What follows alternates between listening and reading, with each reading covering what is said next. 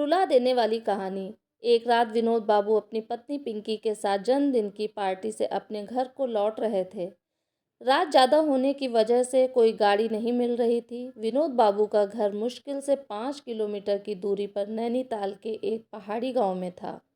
मुसीबत ये थी कि महीना सावन का था और ऊपर से जोरों की बारिश भी हो रही थी और उन्हें अपने घर पहुंचना भी जरूरी था।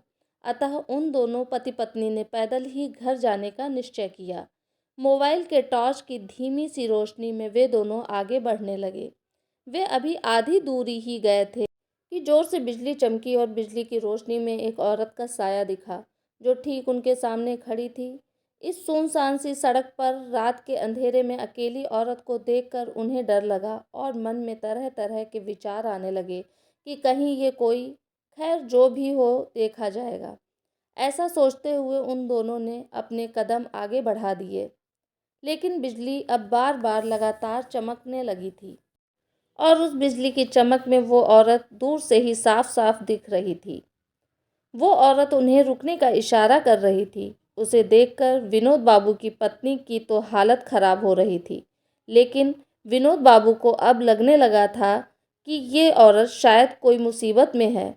विनोद बाबू जब रुके तो वो औरत उनसे हाथ जोड़ते हुए बोली, भाई साहब प्लीज़ मेरी मदद कीजिए। तेज़ बारिश और पहाड़ी ढलान होने की वजह से मेरी गाड़ी का एक्सीडेंट हो गया है। मेरी गाड़ी इस पहाड़ी ढलान से नीचे गिर गई है। उसमें मेरी 2 साल की मासूम बच्ची है। प्लीज़ आप दोनों उसे बचा लीजिए।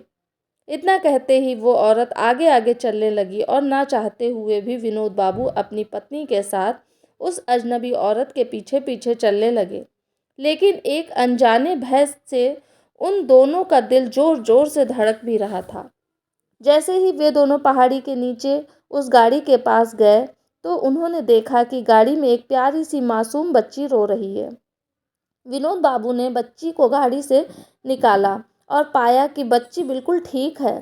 विनोद बाबू ने उस बच्ची को अपनी पत्नी के गोद में दे दिया। फिर विनोद बाबू को लगा कि ड्राइवर की सीट पर भी कोई है। जब वो आगे जाकर देखे तो उनके होश उड़ गए, क्योंकि ड्राइवर की सीट पर वही औरत खून से लथपथ होकर मरी पड़ी थी। विनोद बाबू को अब सब कुछ समझ में आ गया था। वे दोनों पति पत्नी बच्ची को अपने गोद में लेकर अपने घर की तरफ आगे बढ़ गए। रास्ते में उनकी पत्नी ने उनसे पूछा वो औरत कौन थी, फिर वो औरत दिखाई क्यों नहीं दी, कहीं वो कोई। विनोद बाबू बोले, वो एक माँ थी, मर कर भी अपने बच्चों के लिए तड़पती है, जो वही एक माँ थी वो। दोस्तों, अगर कोई मुसीबत में हो तो उसकी ज़रूर सहायता करें। क्या पता हमारी एक छोटी सी कोशिश किसी की ज़िंदगी बचा ले। तो दोस्तों, ये था मेरा आज का वीडियो, जो आपको कैसा लगा। आशा करती हूँ कि आपको पसंद आया होगा। तो मेरे वीडियो को प्लीज़ लाइक कीजिएगा, सब्सक्राइब कीजिएगा। धन्यवाद।